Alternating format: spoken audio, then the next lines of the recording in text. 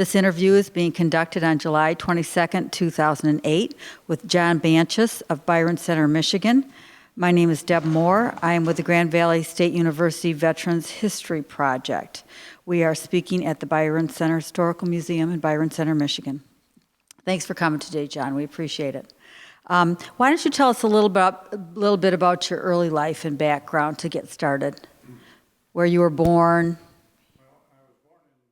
Illinois, and lived there for a very short period of time. Then my parents bought a place out in the country, so to speak, in St. John's, Indiana, which is stone's throw from Lansing, Illinois. There are a whole bunch of small towns there, a lot of Dutch communities, and being a Dutch background. Anyway, my early life, and I was born in 1929, and there was a period where there was some regression in the economy, like we're going through right now. And I hope it doesn't get as bad as it was then, but my dad lost his job, the place where he was working. He was an accountant by training. They closed the doors, so like so many people now, I guess, they were on hard times. And having come, being immigrants, my parents were Dutch immigrants, and my dad was the only one of his family who came over here, and his brothers and sister over in the Netherlands said, "Why don't you come home?" So that's what happened in 1932. I went to the Netherlands. Whereabouts in the Netherlands? In the central part. My dad had a job there with an insurance company as an adjuster, and they transferred him every other year or so. So before the war, I lived first in a town called Amersfoort, then in a town called Hilversum, and then in Utrecht. And from there we moved to a small town in Bodegraven, and that's when the war broke out, and that was the end of the moving around. Okay. And what remembrances do you have of World War II in the Netherlands? Well, of course, when the war started, I was 11 years old, and I was 16 the day after it ended. So there was that 5-year period of World War II. And first, a lot of excitement, of course. You know, when the war started, there was a lot of noise and shooting and bombing, what have you. The German occupation, and at first the Germans were quite nice. And then as the war progressed, they got nastier as things went along. Then after D-Day, of course, things started going from bad to worse as for the Germans. To make a long story short, after the film One Bridge Too Far, where they had a big airdrop around Arnhem trying to get the bridges across the rivers, the part of the Netherlands where we lived was pretty much cut off from the rest of the world because the Allied advances, kind of went around into Germany and kind of shut off the Netherlands. So all the supplies and whatever was, that part of the Netherlands is where the heavy population is. And food supplies dwindled, and towards the end there, people, were starving. So that was, the last winter of the war was pretty dismal. Right. So it was personally frightening, and were there Germans occupying your town? Yes. Yes. There was you came into contact with them? Unfortunately, I guess there was a Waffen-SS unit that had set up camp in the town where we lived. What they were doing is rounding up able men to work for them, digging foxholes and what have you. So, but I was fortunately, I was young enough where they kind of left me alone. Good. But My dad, well, had to kind of lay low. And there were so many people, everybody was laying low and trying to stay out of sight. Yeah, sounds frightening. Well, yeah, I guess it was more frightening than I realized. Then tell me about the war ended and then what happened to your family. Well, having been born here, I had dual citizenship. And, I wanted to come back to my roots, I guess, because Europe after World War II was pretty dismal, and the United States was a land of opportunity, so came back here. With your family or just you? Yeah. Well, I have no brothers and sisters, so it was just my parents and I. Okay. Where'd you settle then? Right here in Byron Center. Okay. And then how did you get into, tell us how you got into military service? Well, that's, the Korean War started, and the draft. So I got this notice like everybody else, greetings from your friends and neighbors. You have been elected, et cetera, et cetera. So I was drafted in January of 1951. By this time you've graduated from high school and you were working? Well, yeah, I never, when I came here, I went to work. So I was 18 years old. Okay. And so I had been working and lived on a farm out here. Okay. So where did you go? Where did you have to report? Well, actually, we live in Door Township, so I was drafted through the Elegant Draft Board and inducted in Detroit. Okay. Detroit, we went to Fort Sheraton and Chicago for paperwork and whatever, and assignments were. And from there, we went to Camp Carson, Colorado for basic training. Tell us about that. What was that like? Well, the unit that I wound up in was actually the South Dakota National Guard. And they had been activated the fall before in 1950 and went through some training cycles. And the National Guard usually, they're skeleton outfits where they have the cadre but no filler personnel. So we wound up being the filler personnel. And they'd gone through a couple of training cycles where many of these guys were sent overseas, either to Germany or Korea. But when the time came for the whole unit to ship out, they decided not to send them into combat, being a National Guard unit, where a lot of the men, came all from the small towns in South Dakota. So I guess in World War II they had experience where a lot of these small towns, the male population was wiped out in combat. So they found a different assignment, and the Alaskan Highway had been built in World War II to move men and material up to Alaska, and never been used. So the idea was, well, let's try it out. So they created this so-called Operation Totem Pole to move the regiment. There was a regimental combat team, which is 1/3 of a division, about 5,000 men, Okay. up the Alaskan Highway to Anchorage, Alaska. Okay, and I'm sorry, what was the goal of that? Once you got to Anchorage, then what were the possibilities? Well, those were, the Korean War. The slogan was, "The Russians are coming, the Russians are coming." So we were there to defend the outpost, so to speak. There were some basic airports, military airports in Alaska, and there was a regimental combat team up there, but they were split between Anchorage and Fairbanks, between the two different air bases. So they decided that the ones that were up there, they would be stationed in Fairbanks, and we would be stationed in Anchorage, Fort Richardson. Okay. So, Tell me what your day-to-day life was like, John. What kinds of things did you have to do personally? well, of course, to start out with, it was basic training, and everybody goes through that, and a lot of marching and training and learning how to shoot a rifle. And What'd you think about all that? well, I was kind of a civilian in military dress, so You're a civilian at heart, huh? yeah, really. Uh-huh.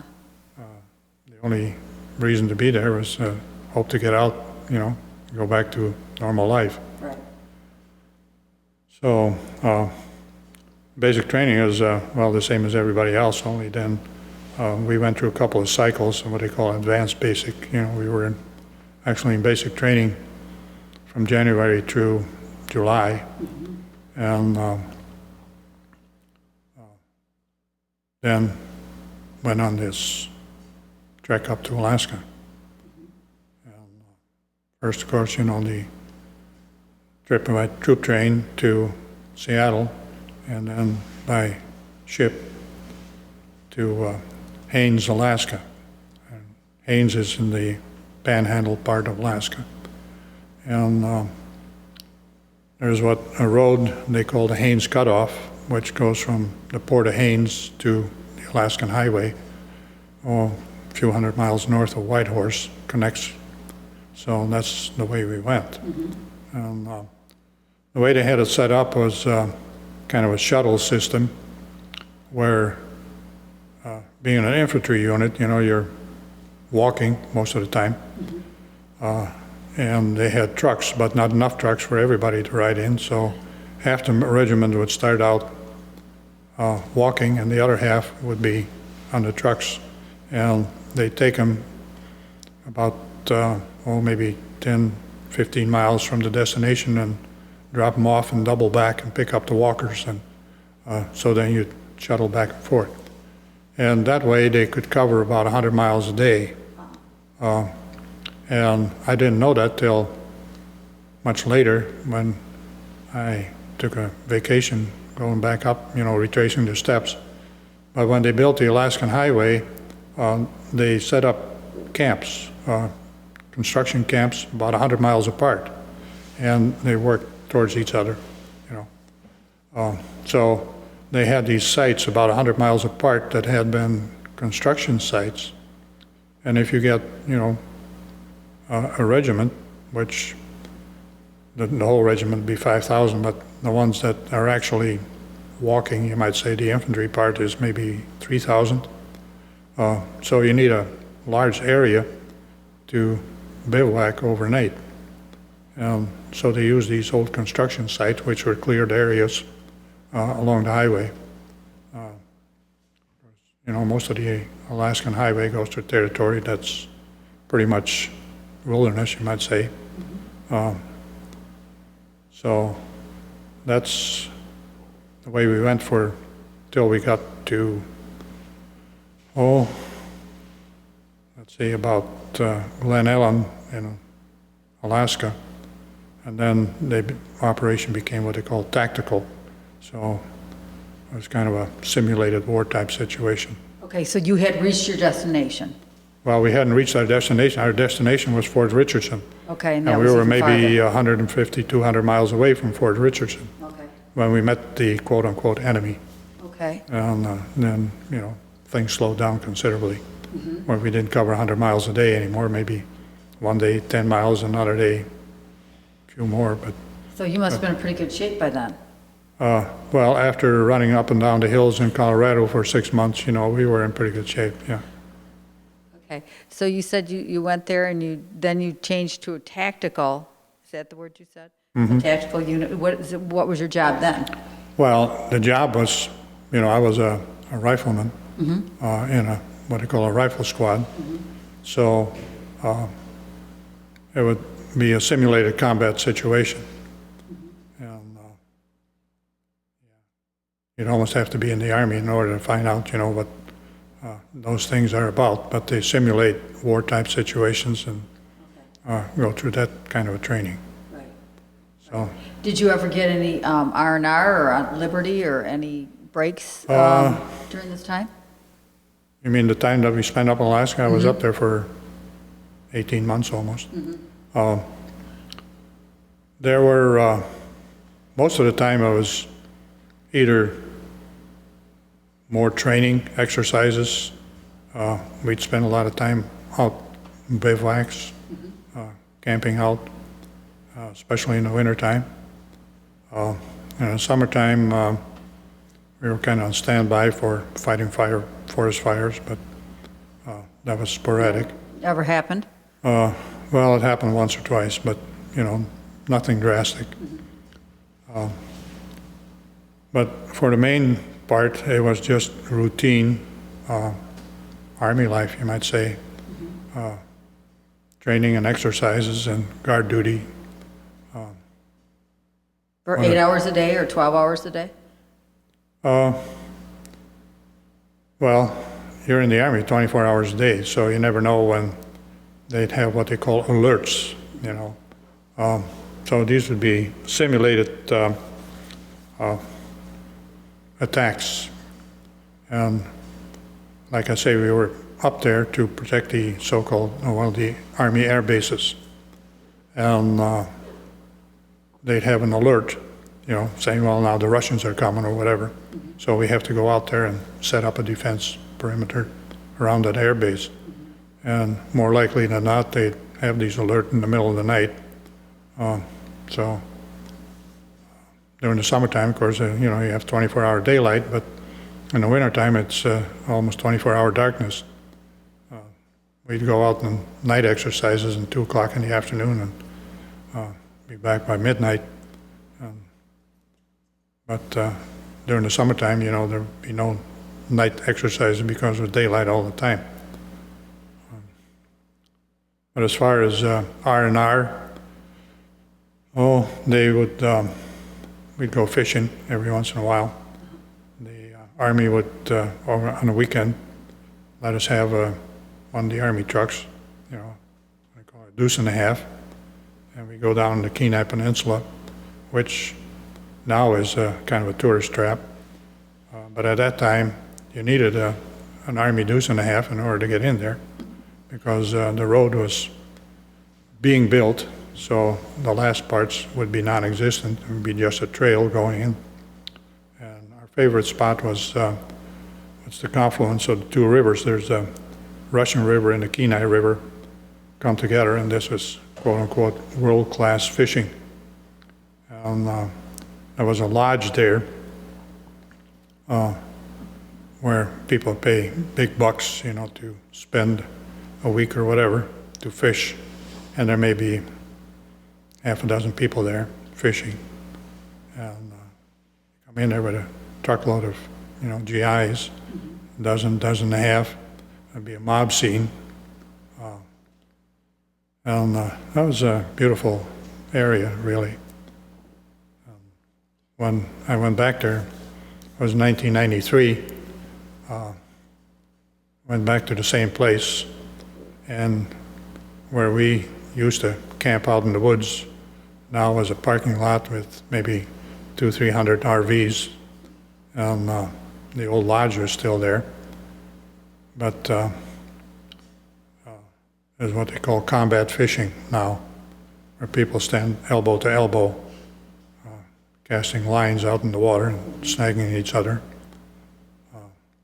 In the days that I was there in the Army, then the thing was snagging salmon.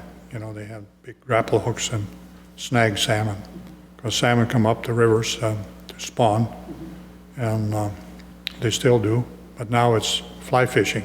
You can't snag them anymore. And we used to fish for trout, and they're protected now. So, if you catch one, well, then you better throw it back quick or else. So it's a changed world up there now. I guess so. Tell us a little bit about what it was like camping out in a tent in Alaska in the middle of the winter in the dark. Well, that's camping in a tent. Well, it was kind of a treat, because they had what they call 5-man tents, and they had a little stove using gasoline, of all things. So, you kept those things pretty warm. But sometimes, they would leave the tents home, and we'd just camp out in the like on these alerts, there would be no tents. Fortunately, they had Arctic sleeping bags, and where we were, and it's known as the banana belt of Alaska, around Anchorage. What does that mean, banana belt? Well, the temperatures don't get down quite as far as they do in the interior, like up in Fairbanks, you get 60, 70 below zero. The coldest we experienced was maybe 40 below, but usually temperature would go up to about 10 above, 20 above maybe during the day, and 10 below, 20 below during the night. So you'd be out there, in that kind of weather, and hack down some pine boughs, there's all these small trees over there, and make yourself a bed in the snow, so to speak. And you had to make sure that, you kept everything inside your sleeping bag, because if you kept them outside, they'd be frozen solid. You wouldn't be able to get your boots on anymore. So these sleeping bags were double, down-filled, so you kept your rifle and everything between the two bags. But Oh, boy. at least nobody was shooting at us. Was there any danger of bears or Well, anything like there that? were, Wild yeah, animals? there were moose more than anything else. They get quite aggressive, if they think they're trapped. So that was but we never had any real encounters, dangerous, casualties or whatever, that attacks by moose. One moose got in his head that he didn't like a Jeep and kind of plowed into that thing, but Not on you, though. no. Well, we had a one time we were, quote unquote, defending the air base and set up what you call a perimeter. And that moose got, every place he looked, there were more GIs, and he got kind of excited, I guess, and started chasing people. But nobody got caught. That's good.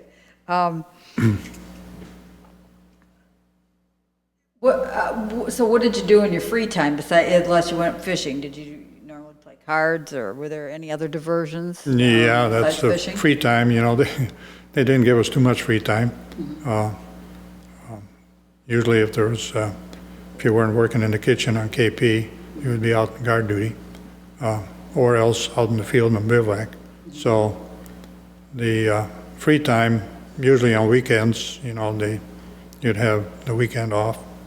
But quite often it's, if you didn't have post guard duty, it'd be camp guard duty or KP, the kitchen duty. So it was maybe, every third week or so that you'd have a weekend off to go fishing or whatever. Some guys went hunting, bear hunting, or Was there a lot of drinking and smoking and, any of that kind of stuff? typical Army, yeah. Anchorage, of course, was, and in those days was quite a different town than what it is now. There was, population then was maybe 15 or 25,000. And in the wintertime, population really go down because the construction season, there was a lot of construction going up there. So there'd be people that come from what they call the lower 48 to work in Alaska. So from May through October, the construction season, there'd be a lot of people up there. But during the wintertime, it'd be kind of die down. But really, there wasn't, about every other building in Anchorage at that time was a bar. The main street, was, so there really wasn't much to do, and prices were sky high up there. We came from Colorado Springs, where you could buy a hamburger and a Coke for 25 cents, and get up to Alaska, then a hamburger alone would be $1. So we didn't, as a GI, private, you didn't get too much money, $100 a month, I guess. So there were certain things that you had to buy, supplies and, do your laundry and this, that, and the other thing. So there were certain expenses you had, so there wasn't too much money to spend freely. So you didn't have extra money to send home, or what did you do with it? Well, yeah, I did send some home. Most people did, I guess, but I know one fella, he was married at the time, and he sent money home to his wife. When he came out of the Army, he bought a farm. So, it saved up enough to make a down payment on a farm. But others, they, come payday, they go out into town and they get drunk. And That wasn't you? no, No. Were you guys following the progress of the war at this point? Were they giving you updates on what was going on? Did you feel like you were going to have to be moved out soon, or no, they, wait and see if the Russians were coming? yeah, Okay. we were pretty much entrenched up there and had a job to do. And Did you feel like the Russians were going to come? They could come? well, you never knew, at that time. So unfortunately, they didn't. Would have been a big mess, I think. That's for sure.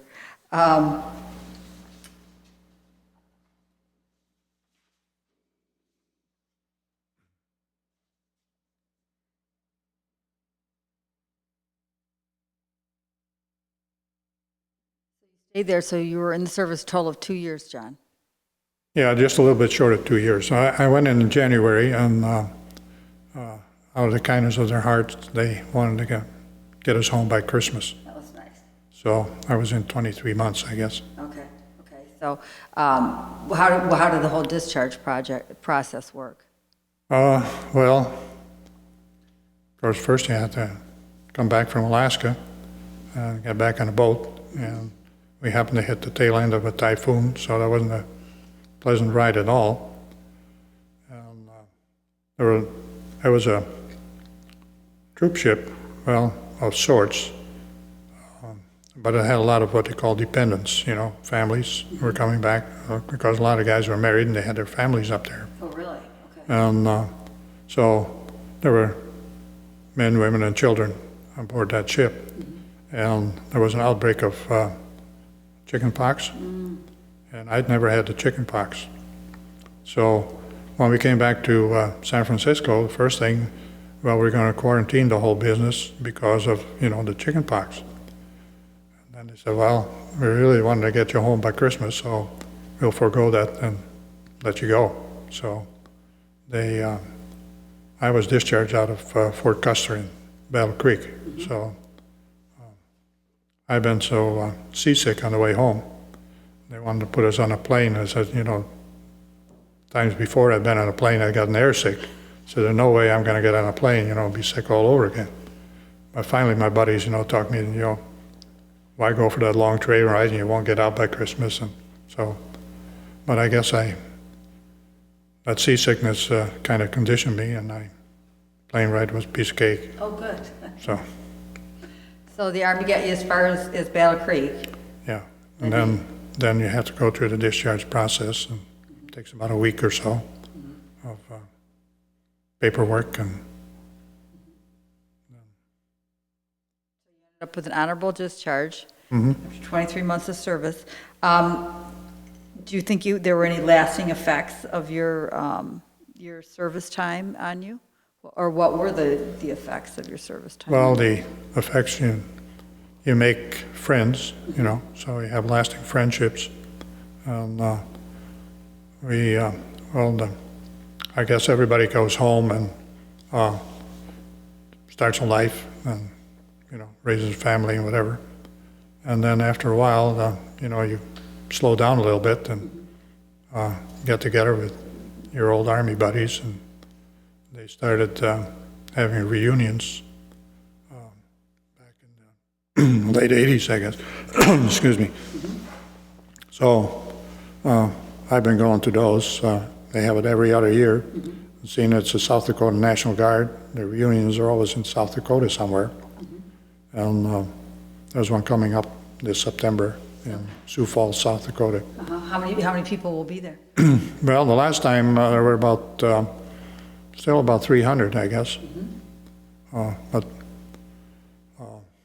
And from our company, because you have all the different companies, and some companies only have 1 or 2 people that show up, and we've been doing pretty good, where you have maybe a dozen, sometimes more. But of course, the ranks are dwindling. There's always, people who pass away or become incapacitated and can no longer make it. There's one of my buddies lives in Niles, Michigan, and he is, getting to the point he can't travel anymore, so he won't make it. But there are some, excuse me, the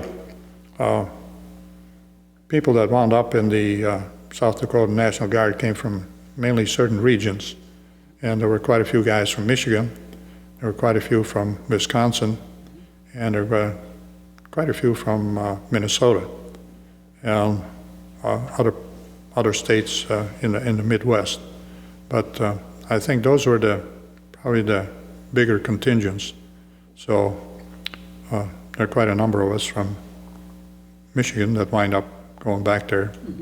And I have some fellows that I kept in contact with over the years who live in southwest Minnesota. So you valued the friendships you made in the service? Yeah, very much. Anything else? Do you think it was good for you, bad for you? Well, it made me grow up, I guess. Made you grow up? Yeah. In what ways? Well, being, young kid and footloose and fancy free, and all of a sudden you get into a regimented society and learn to take orders, I guess, and learn to do things the way they should be done. You took to that pretty easily? Well, it's a struggle at first, but yeah, you grow into it. And, it's not that I ever liked the Army, Like I say, I was a civilian at heart, and big reason to be there is to get out again. Right. Do you belong to any other veterans groups in addition to this reunion that you go to every couple years?